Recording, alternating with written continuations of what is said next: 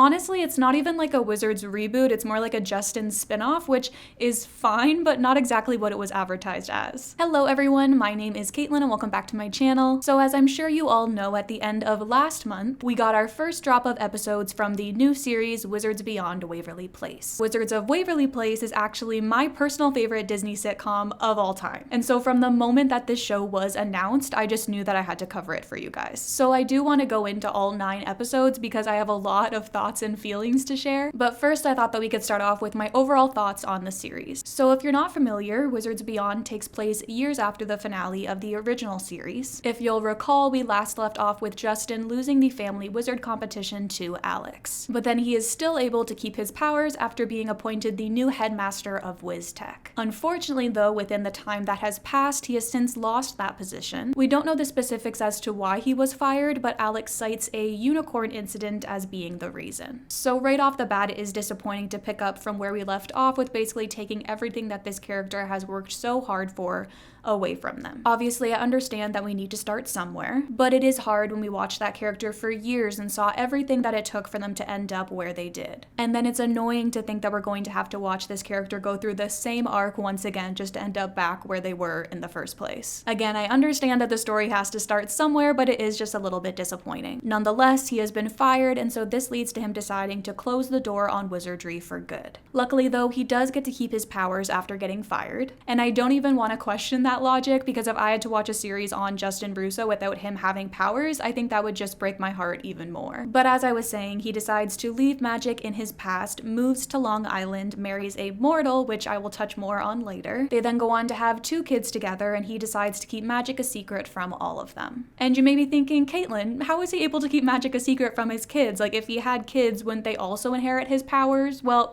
yeah, apparently they don't. Now, this is a big problem that I had with this series on my first watch, and I know a lot of other people did as well. And honestly, my main point of contention with this was the fact that we didn't even get the explanation as to why until the 9th episode of the series. And so during those other 8 episodes, I was just confused and wondering why they didn't inherit his powers. You'd just think that that would be something that they would explain in the first episode and not the 9th. I thought that maybe they hadn't reached the right age yet, or if it had something to do with Justin not actually winning the family competition, or the fact that he married a mortal when he was already the son of a wizard-mortal relationship, and then that diluted the powers somehow. But no, as in episode 9, his oldest son Roman says that sometimes powers can just skip a generation. And I was just like, first of all, that is a huge piece of lore to just throw upon us so casually. It's such a blink and you'll miss it moment, which is so annoying to me. And second, it's just a stupid reason, I'm sorry. There's so many other creative explanations that they could have given us as to why these kids don't have powers. And that's the one they chose? Like, it just feels lazy if you ask me. And I can't help but think of in Raven's home when she had twins, but only one of them had these psychic abilities. But to be fair, I feel like it makes a little bit more sense there because in her original series, she was the only one with those abilities,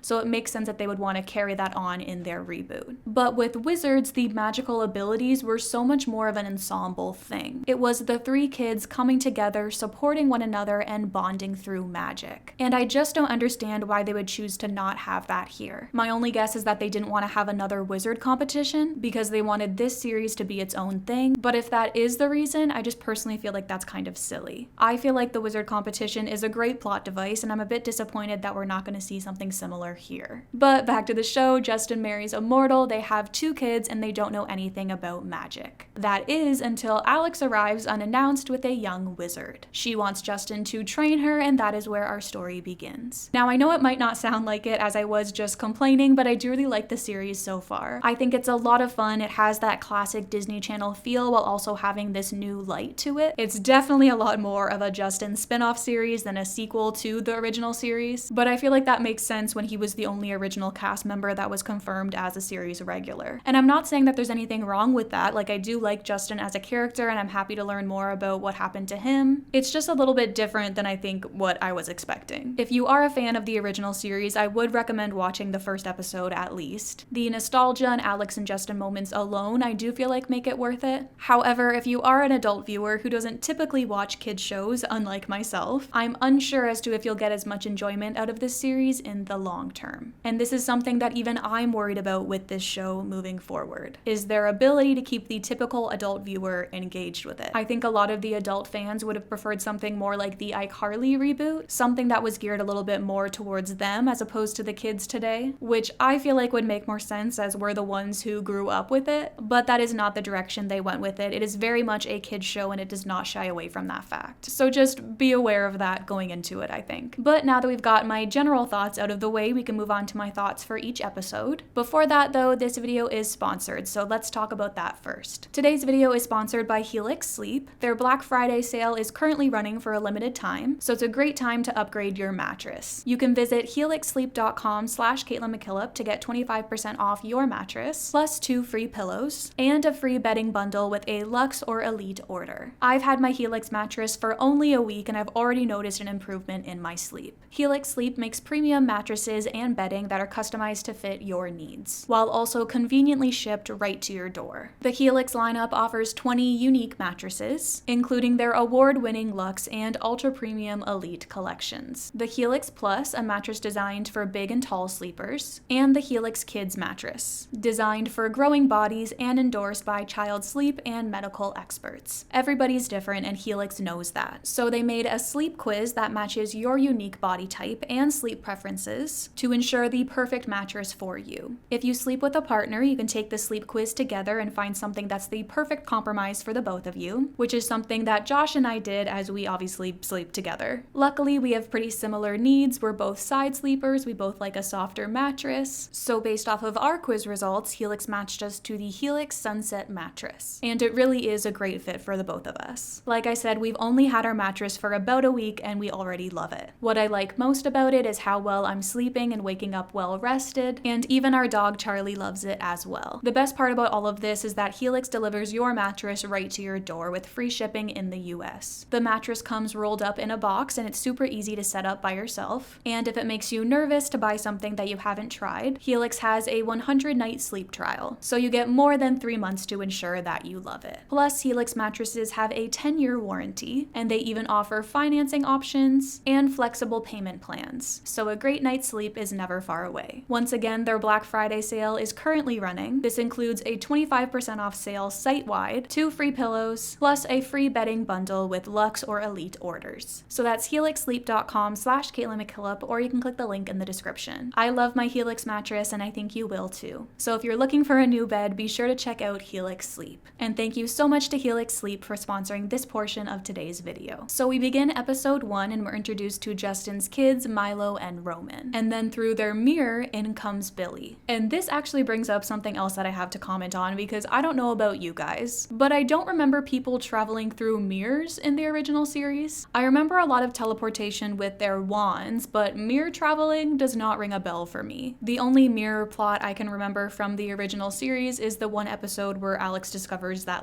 opposite mirror world. And this is something that grew to bother me throughout the course of these first few episodes, because for the most part, all of these spells and other wizard things that we saw were all new. The only spell I recognized was Ejbano Utusis, which was used briefly in episode 5. Other than that, I was kind of overwhelmed by the new. And on one hand, I completely understand that they're trying to do something new and trying to make this series its own thing. But on the other, I'm like, you have so much material from the original series, why aren't you utilizing that? And I feel like when you create all of these new things, it just causes you to question as to why they were never utilized in the previous over 100 episode series. Why have this new Wizardpedia when you could have easily used a pocket elf instead? It's just little things like this that have me questioning how well the creators of this series are actually familiar with the source material. That might be a bit extreme to say, but that's just where my mind goes. Anyways, Billy introduces herself and she immediately declares that she's a wizard. And I know Billy did not grow up in the mortal world, she grew up in the wizard world, which is something that I feel like we're able to use to explain away a lot of the problems that come with her character. But I feel like anyone like myself who is familiar with the original series had to have been cringing along with me as to how flamboyant she is in regards to this secret. The fact that they have to keep that a secret is such a huge component of the original series. It's what set Alex and Justin back so far in their wizard competition. And since it was that big of a deal, I feel like even if you grew up in the wizard world, you would still know how forbidden it is to tell mortals. But then it's hard because I'm like, maybe that was the point, as Billy knows this, but she still goes on to do it anyways. The whole thing with Billy is that she's a rebel who keeps getting kicked out of school, so this would kind of be on brand for her, but still I feel like having her say it within the first 5 seconds of meeting her character and within like the first 5 seconds of the series really downplays the whole thing. It creates this new tone for the series that this secret actually isn't that important, which is annoying because that was honestly one of my favorite parts of the original series. There's also the fact that she goes on to tell her new bestie that she's a wizard within the first day of meeting her, which obviously we'll get more into. But even like comparing that to Alex and Harper, they had them wait a little bit before Harper found out. And then when she did find out, it was a lot more of a thing, and I'm just kind of sad that they've seemed to abandon that here. We then move on to our new rendition of the theme song, which I love. I think that it's perfect. I like how they still used the original song but gave it a little bit of a twist. Then afterwards, we see the return of Justin and the introduction of his new wife, Giada. Now, Giada has faced a lot of criticism, and it's hard because for me, I feel like I can see both sides. The whole plot of the first 2 episodes is Justin trying to keep magic a secret from his family. And I like this concept because it made for some fun story moments, but when you're dealing with characters that we're already familiar with and the last time that we saw them, they were with other people, it gets a little bit more complicated. I understand that Justin and Juliet can be easily explained away as just a teenage relationship, but it's hard when they meant so much more to us than just that. And then to not even give us an explanation as to what happened between the 2 of them is disappointing. I think it's obvious that Bridget Mendler was not going to come back for this reboot as she's on to bigger and better things, and I honestly doubt that that avenue was even explored, but that still doesn't mean that we don't want to know what happened between them. And then in regards to Giada, you may have seen some discussion online as to why she wasn't just Harper. I mean, besides the fact that they look identical and are both mortals, she did also have a crush on him in the beginning of the original series. And so it would have been just a great plot twist and slow burn if they would have ended up together in the revival. I've seen some people speculating that Jennifer seems to be too busy to come back for this, but I think anyone else who has listened to her podcast would know that that is not the case. From what I listened, it seemed like Jen was very eager to act again, and I personally feel like she would have jumped at the opportunity.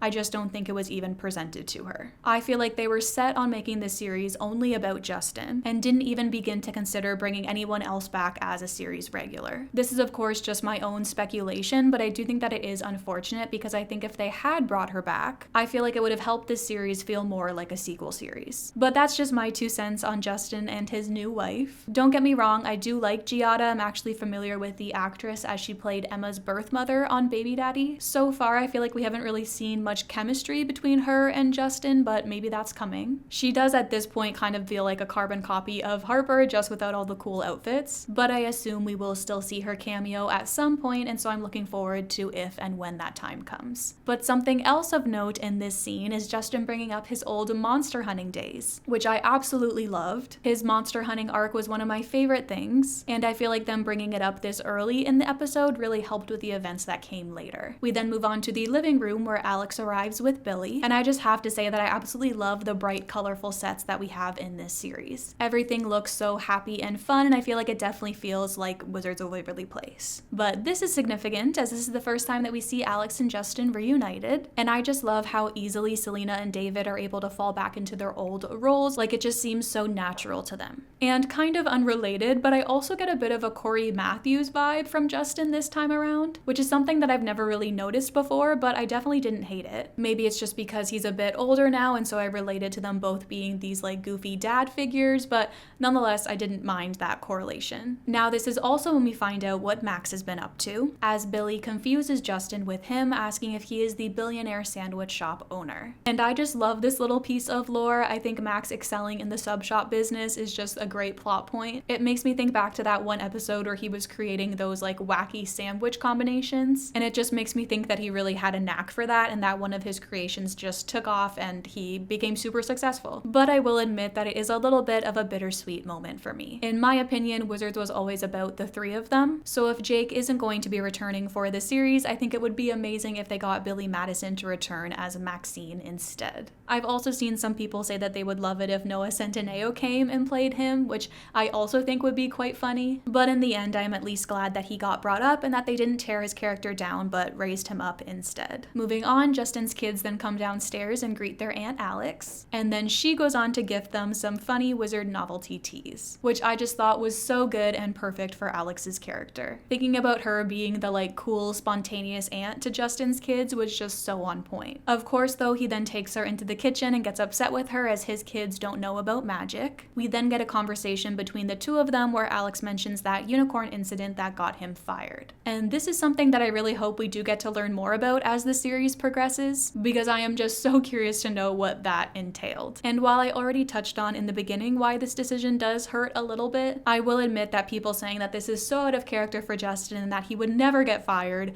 I'm not sure I exactly agree with that. While there were of course numerous times throughout the series where Alex messed up and Justin had to come to her rescue, there were also numerous times in which the opposite happened and Justin messed up and Alex had to come to his rescue. And then there was also the whole Wizards Exposed arc, which I mentioned earlier, where both of them messed up equally. So I honestly don't think it is far-fetched that he would get fired. Back in the living room though, we then have another conversation between the boys and Billy. And I just wanted to take this opportunity to say that I absolutely love Roman. I think he's a great character. I think he makes for a great Justin mini-me while also putting his own spin on things. And I feel like most of the laughs that came from me while watching these few episodes were because of him. Of course, I like Milo and Billy as well. I particularly really like Billy's fashion sense. My favorite fit of hers so far was that one little denim dress that she wore with the rainbow fringe. I think that one was in episode 3. And I absolutely loved her hair in the 8th episode where she had the little beads in it. I thought that that looked so pretty. Overall though, I feel like I really just want to learn more about Billy's character in particular. I want to learn more about where she came from, her past, who her parents are.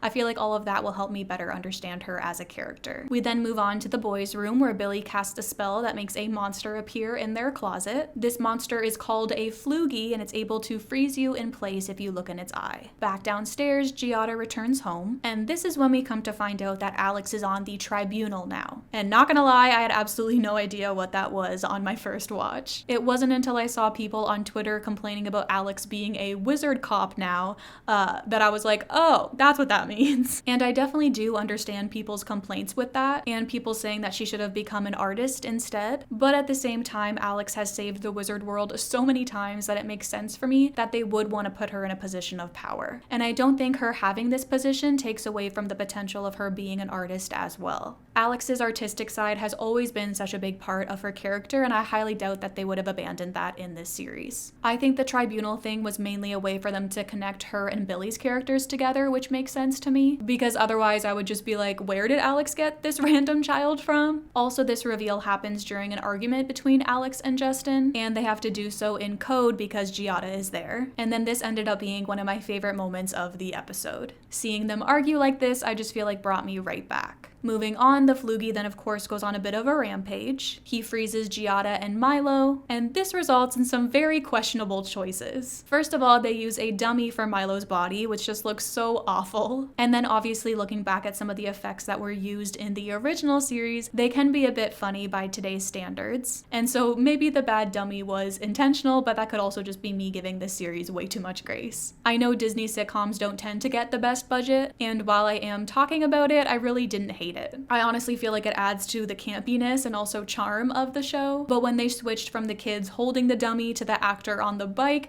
that was a little bit jarring. And then there's also when Justin brings in Giada's body and her head is like so small for some reason. I just found all of that to be quite funny. Like, I'm not complaining, I'm just talking about it. This moment in the garage is then followed up with a scene between Alex and Billy. Alex is scolding her for her actions, and this results in her having a bit of an identity crisis. Obviously, Alex has now become a bit of an authority figure, which is something that she used to always be rebelling against. And so to see her react like this was just so perfectly Alex. But then we finally get to the moment where Alex asked Justin to be Billy's wizard teacher. And I feel like I've seen some complaints about this, where people feel like they're just trying to turn Justin into like a Jerry 2.0 kind of situation. But I personally don't feel like that at all. I think having Justin in a teaching role makes perfect sense for his character. I mean, one of my absolute favorite Justin arcs was when he was teaching the delinquent class in the later seasons. And he Billy does still have his powers, and so I feel like that's quite different from Jerry. And I don't think I mentioned this earlier, but he is also working at the middle school, which again, I also feel like makes perfect sense for his character. Justin always accelerated in and really enjoyed school, and so I feel like both of these paths make perfect sense for him. Definitely a lot more than it did for Corey in Girl Meets World, that is for sure. Now, this is also when we get the reveal from Justin that he feels as though he's a failure. I mean, he lost the wizard competition, he was fired from WizTech. Obviously, we know that these things happened for plot reasons and that they weren't his fault, but he, as a character, does not know that. And so I feel like this failure reasoning makes perfect sense for him and also made me emotional to hear him talk about it on my first watch. But at the same time, I was also so happy to see this talk between the two of them. I feel like it brought me right back to the heart of the original series. Every heartfelt moment between the two of them was just so memorable for me, and I felt like they definitely matched that here. I also felt like they followed this scene up beautifully, as right after this we have the big final Floogie showdown. Alex decides to freeze herself so that Justin can save the day, which I found to be such a powerful move. It shows how much she trusts him and believes in him, and also shows just how much more powerful actions are in comparison to words. We then get some great bonding and a teaching moment between Justin and Billy. I feel like the two of them have great chemistry, and I'm really excited to watch their teacher-student relationship develop. I also noticed Billy's wand here, which I really like the design of. It reminds me of just how badly I wanted Alex's wand as a kid, which also makes me a little bit emotional to think about kids feeling the same way about Billy's today. So obviously they defeat the Floogie and Justin agrees to be Billy's wizard teacher. Alex then magically transports their old lair to Justin's home. And instead of a food storage being the entrance, it is now a mirror in their living room. And I know I was complaining about the mirror thing earlier, but I actually really like it here. It makes me think about kids watching this at home and then playing make-believe with that concept, which once again makes me emotional. But I do have a couple questions about the lair. At first I wasn't sure if it was the actual lair or if it was just like a magical replica, but Alex says that it is and Justin's wand is there, so I can only assume that it is the same one. And so if that's the case, why is it smaller? And then I also have some questions about their portal, because every wizard family is supposed to get one portal. So if we take the one from the sub shop, does that mean that now none of their other family members have access to the wizard world? Maybe they all got their own portals after the competition or whenever they all moved out. I know I'm thinking way too much into this, but I just can't help it. Anyways, we then end the episode with a bombshell reveal from Alex, as she reveals that there is a prophecy about the end of the world and Billy being the only one that can save them. And so I feel like it's safe to say that this is definitely this series' version of the wizard competition. And I do really like this as a plot device. I feel like it adds a sense of urgency and significance to their wizard lessons, and I am just very excited to see what all of that entails. We then wrap everything up with Alex admitting that she missed this as she heads back to the wizard world, which is of course another moment that made me emotional. I just love to cry, honestly. So although I did have some complaints, overall I feel like this is a really solid pilot episode. I enjoyed it got me excited and questioning what's to come, and to be fair, I feel like most of my gripes were about the show overall and had nothing to do with this first episode, which like I said, I did really like. And so with all that being said, let's move on to episode 2. So we begin with Billy settling into the Russo residence, and obviously I know that this series is a sitcom first and foremost, but it did make me a little bit disappointed to not get that conversation between Justin and Giada discussing this decision. I feel like having a child move into your home indefinitely is a pretty big decision, especially looking at it from Giada's perspective, who doesn't even know the full extent as to why. So I just feel like it would have been nice to see a discussion in regards to this, instead of just a throwaway line in the previous episode about her moving in. This would have resulted in a nice moment between the couple, and I just feel like it would have been nice to see. But back to the episode, we then have the boys complaining about not receiving their allowance, and Milo makes a comment about their grandma giving him money just for being cute. Now I can only assume that he's referring to Giada's mother here, because if it was Teresa that he was talking about, I feel like they would have made that more known. But that's just a problem that I feel like these reboots face. Like, you can't just bring up characters that would otherwise be nobodies, because in this case,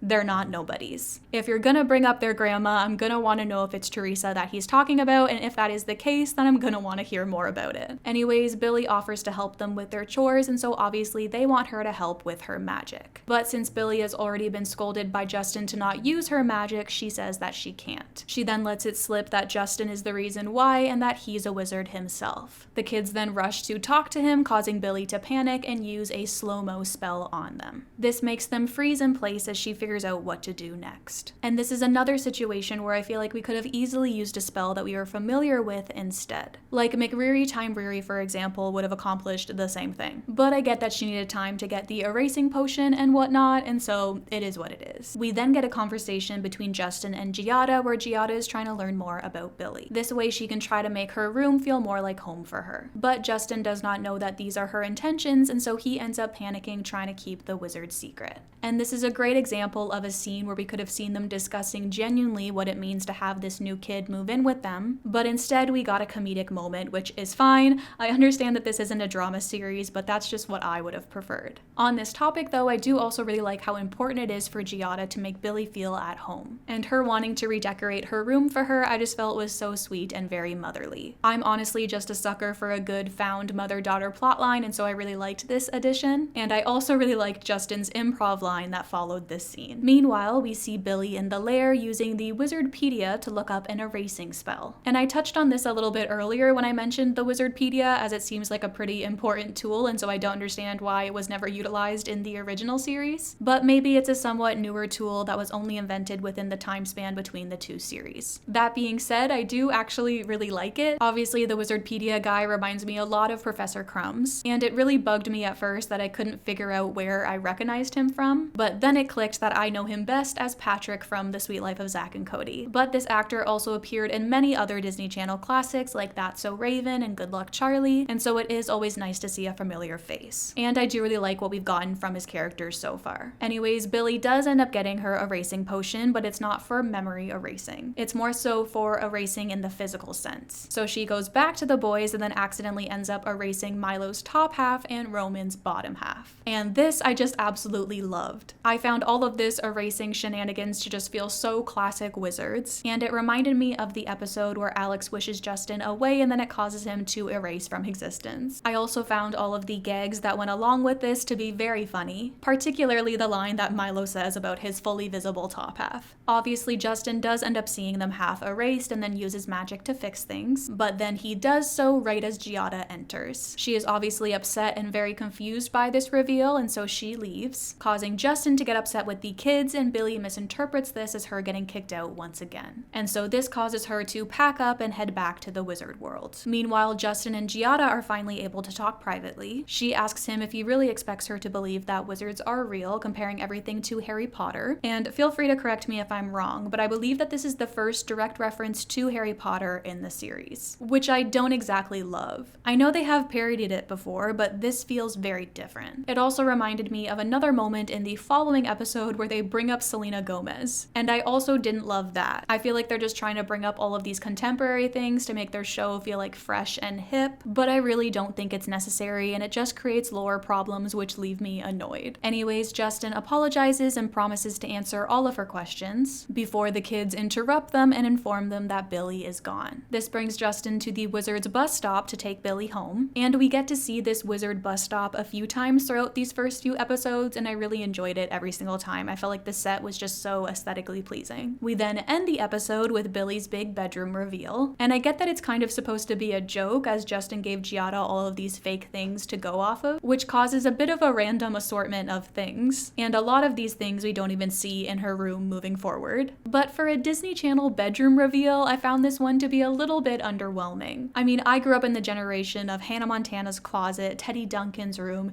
even Alex's room in the original was so iconic with the pink fuzzy wallpaper, and this one just didn't really compare in my opinion. But I do really love the deep purple tones that were used. I felt like that was really on brand for Billy and just the show's aesthetic overall. But that wraps up our second episode. And moving on to our following ones, I don't exactly have as much to say about them, so instead we're gonna do some shorter summaries along with my thoughts and feelings. So episode 3 follows Billy struggling to make her first mortal friend, and then this causes her to use magic to try to win over Roman's best friend, Winter. This then backfires when Roman steals her wand and she's unable to prove that she's a wizard and defend herself when a Phantomist comes after her. So in this episode, we get to see the middle school for the first time, and this was something that I was really waiting to see, as obviously Tribeca Prep played a huge role in the original series. And this is also when we were introduced to our other series regular, Winter. And I really like her so far. I thought that she was so adorable. She also kind of gives us our first somewhat normal reaction to somebody claiming that they're a wizard, as Billy isn't able to prove that she is after she makes the claim. In other news, news, Justin gives a PowerPoint presentation on snacks in this episode, and that had to be just like one of my favorite parts of this episode, along with the secretary leaving at 1 and Roman reminding Winter that Justin is an authority figure and so they should do what he says. Honestly, there were so many good moments in this series over the course of these 9 episodes that had me laughing, and I can't say that I've experienced that from a Disney series in a while, and so that was nice. Episode 4 is our Halloween episode. It follows everybody having to protect themselves on Halloween night. Justin, Giada, and Milo from their house getting egged as Justin is acting principal, and the other kids protecting themselves from the magical, mythical pumpkin belly. And I will admit that on my first watch, this one bugged me the most, because if there's this terrifying pumpkin being that will eat you alive on Halloween night if you don't decorate properly, why is this the first time that we're hearing about this? In all of the previous Wizards Halloween episodes, why did this not come up? And then I thought about it more and realized that I couldn't think of another Wizards Halloween episode besides the one with the haunted house and all of the ghosts. Then after a quick Google search, it confirmed my suspicions that that was the only episode that we got. And so now I feel like I can let this one slide. It makes sense that it was never brought up before, as we only brought up Halloween once before. Again, this can also be explained away by the fact that Billy grew up in the wizard world and not the mortal world like the Russos did, and they do also show Justin being aware of this legend but scoffing at its existence. So now that we've gotten that out of the way, I can say that I did really enjoy all of the pumpkin belly stuff. It reminded me a lot of that one Gravity Falls Halloween episode, and I liked how it looked when they were inside him. With the giant pumpkin seeds and guts, like I felt like that was really cool to see. Some other points of highlight in this episode for me was the ongoing Nye joke, along with Milo's line about breaking hearts. I also liked getting to see Giada and Billy talk about her being homesick. Again, I'm just a sucker for her found mother-daughter storyline, and so I'm really excited to see that develop further. We also get the reveal in this episode that Giada was a little bit of a bad kid in school. I really like this idea and the fact that it means that Justin married a bit more of an Alex type. But overall with this one, I feel like I'm just really happy that we got a Halloween episode. With streaming and whatnot, I feel like we don't really get those as much anymore, and so I thought that alone was really fun to see. Episode 5 is another one that I enjoyed. This is one where we got to see more of Justin and Billy's bond develop, which was nice. Basically, Billy wants to show Justin that magic can be fun, and so she does this by ordering a stink box for him. But when a shrink box arrives instead, and on the same day where he's up for the permanent principal position, the two of them have to work together to get him the job without exposing magic. Meanwhile, Roman orders a muscle shirt from the same Wizard website, and just the whole Wizard website in general I felt to be very reminiscent to the original series. It reminded me of the Wizard Web and also that magazine that Max used to order wacky Wizard products, and of course the muscle shirt also reminded me of the Smarty Pants episode. Not much to say about this episode besides the fact that I enjoyed it. I didn't think that the B plot was as strong, but that's okay. I'm glad that Justin got the principal position because I do think that he deserves it. The next one was probably my least favorite of this first 9. Basically, we're introduced to the concept of a Badger book, which is the school portal created by Justin to turn in assignments and whatnot, but it also has a follow feature. This causes Billy to get obsessed with her follower count, and she casts a spell to gain more followers. And then this obviously backfires. And I understand what they were trying to do with this one. The original series came out at a time before social media and whatnot, and so doing an episode like this one is a fun way to modernize the series. But I do feel like they were quite behind on the trends in this episode. First of all, the name Badger Book is obviously a play on Facebook, which is fine because it was created by Justin, so that makes sense,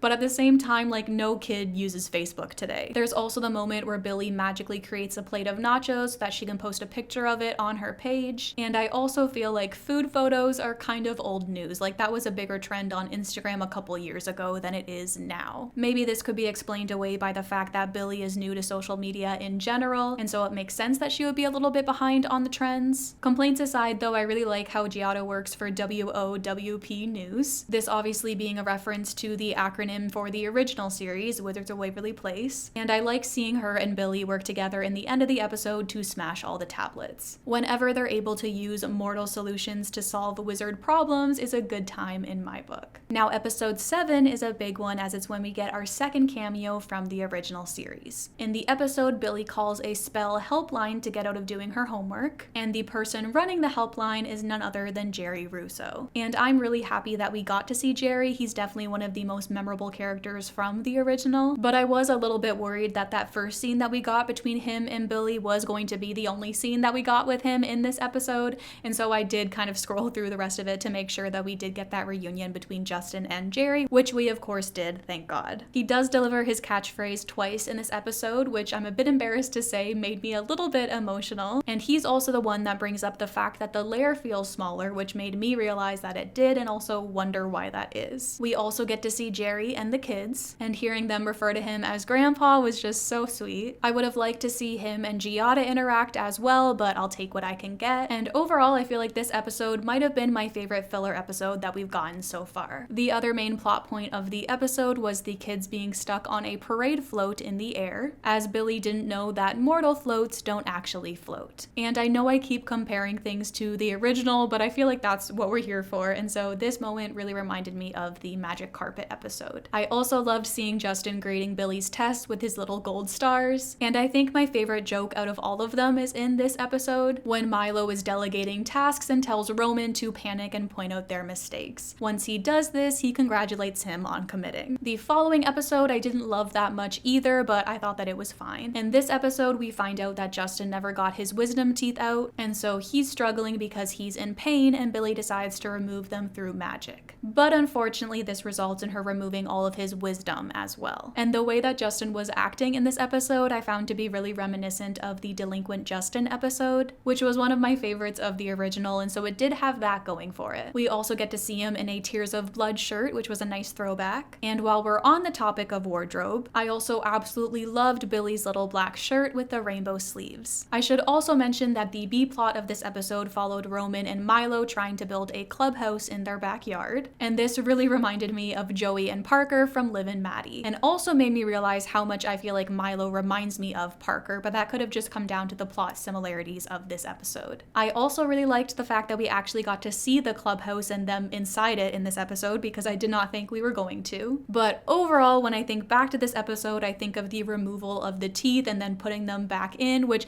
for some reason just made me feel a little bit icky. And I assume that she was able to remove the wisdom from the teeth, and so in the end she was just putting the wisdom back in. But I just can't help but think about Justin now having teeth in his ear, and just that whole thought makes me uncomfortable. Moving on to our finale, well, not really our finale, apparently we're getting that later, but moving on to the final episode that we received in this first wave. This one follows Billy being evaluated by the Wizard Ministry of Education. At first they think that she's going to be evaluated the following week, but then chaos ensues when the evaluator shows up that same day. This creates complications as Billy and Roman used a magical power glass to transfer her powers to him temporarily. And I really enjoyed this episode. I felt like the whole plot twist at the end was so well done, and the whole evaluation thing really reminded me of that one episode of Star which had a similar premise. The power glass also reminded me of the Freaky Friday musical remake, and I liked the addition of it despite the fact that the limitations kind of confused me. Like, if the whole thing is that you're forbidden from transferring your powers to a mortal,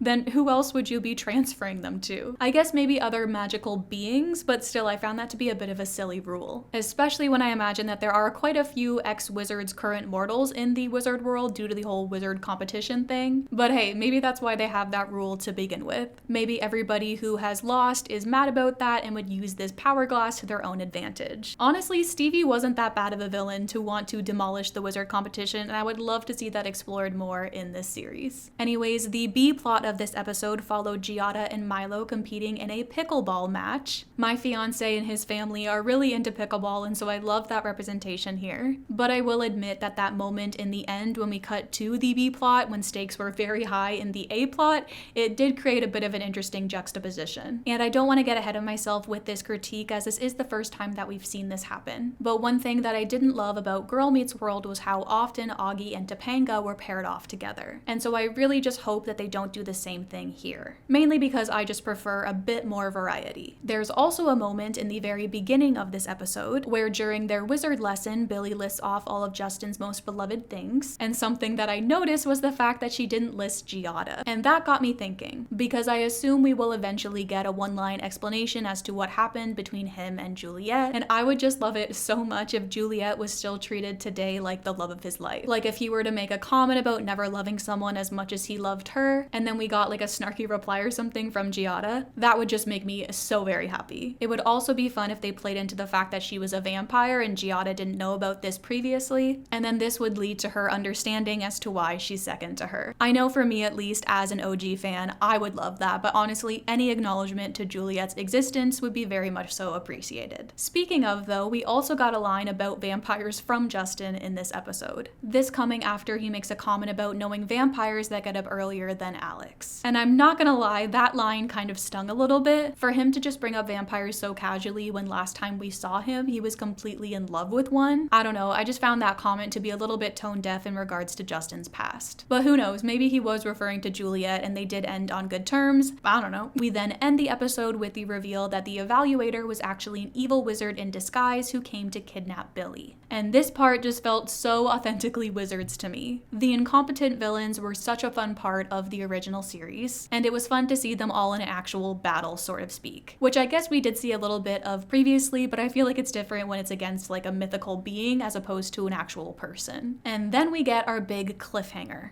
We find out that this evil wizard is actually working for someone even more powerful. We don't know their identity yet, but I just felt like that was the perfect conclusion to this first batch of episodes. I really hope that it's going to be someone from the original series, but I have absolutely no idea who it could be. Maybe it's the head of the Angels of Darkness. I feel like that could be fun. But please leave your guesses in the comments because I really have no clue who it could be. But with all of that being said, we can now wrap up my early thoughts on Wizards Beyond Waverly Place. Like I said in the beginning and numerous times throughout this video, I do really enjoy the series so far. I think it has a lot of potential. It's definitely not perfect and I am very overly critical of it, but I will definitely keep tuning in to see what comes next. One last thing before we wrap it up, because I know people are going to comment about this and want to know my thoughts, and so we have to talk about the shipping potential. I left this for last because I do feel a bit weird talking about this when right now these characters are so young. Unlike with Wizards where Alex and Justin started out in their teens, with this one, they're in middle school. So I think if something romantic were to happen, it wouldn't be until the later seasons if we get those. But looking at the source material, Alex and Justin both ended up with characters that were introduced to be their love interests. So I feel like if they did that here again, that would make the most sense. And I would be down for that, especially if it was some mythical creatures. I would die to hear Justin give Roman advice on dating a vampire. Now there is also the topic of Billy and Roman, as they are the same age and not related. And this makes me wonder if that choice was intentional. Because we all know that although Justin and Alex were siblings, that still didn't stop people from shipping them anyways. And Billy and Roman definitely have that same opposites vibe as well. However, I do think that they're going to go for more of a found family moment with them. And I also feel like it might be too risky to have teenagers dating each other who live in the same home. Like, this isn't The Fosters, this is a sitcom for children. And honestly, so far I haven't really sensed anything more than a sibling connection between the two of them. There's also the topic of Winter and Billy or Winter and Roman. I think Winter and Roman could be an interesting friends to lovers story, mainly because I like the way that he talks about her and I think that that could be a fun plot twist. But I really am unsure as to what the road is that they want to take here. I mean, looking at Ravensholm, for example, as we are dealing with the same creators, they really didn't give us any love stories. I know some people did ship Booker and Tess, myself included, but unfortunately that never came into fruition. And say what you want about me not being able to enjoy a show without a ship, I've heard it all before, but I do really lose interest in a series if I'm not given something like that to hold on to, which is probably why I only kept up with Ravensholm for the first few seasons. I mean, we can also compare it to Girl Meets World. I know a lot of people had their own opinions on the triangle, and trust me, it was not perfect by any means, but it definitely kept me and I feel like a lot of other viewers engaged. I'm not saying that Wizards will lose me if it doesn't have a ship because I do have such a strong connection to the source material, but I definitely wouldn't be complaining if they decided to go in that direction. Now, in terms of original ships returning, I already touched on my thoughts on Justin and Juliet, but I believe it has been confirmed that Greg Silkin will be guest starring in this season. So I am very excited to seeing Mason again, and the fact that he is returning seems very promising to me in regards to where him and Alex ended up. And if they ruin them, there is a high chance that I will never forgive this show for that. Although, to be fair, they kind of ruined them already in the original series. But hey, at least they were endgame. But yeah, that's basically it. That is all from me. As always, I want to know your guys' thoughts on Wizards Beyond, so please leave all of your thoughts and feelings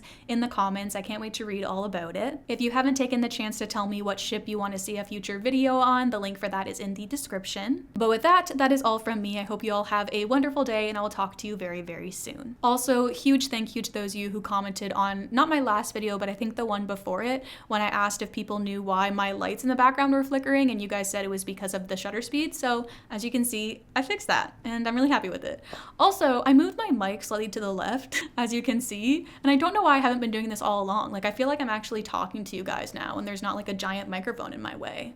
So we're moving up in the world. Caitlin's content, nothing but up from here. Also, do not fear, Jack and Kim is next, so you can get excited for that.